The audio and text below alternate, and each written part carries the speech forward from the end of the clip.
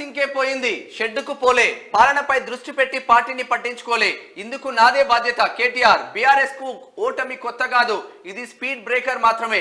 పార్టీని ఓడించి ప్రజలు తప్పు చేశారనడం సరికాదు. నువ్వే మీ ఎమ్మెల్యేలే అన్నారు బోలెడు మంది. యాదాద్రి అక్షింతలను నల్గొండ జిల్లాలో పంచితే గెలిచే వాళ్ళమేమో, బీజేపీ బీఆర్ఎస్ మధ్య పొత్తు ఉండదని వ్యాఖ్య.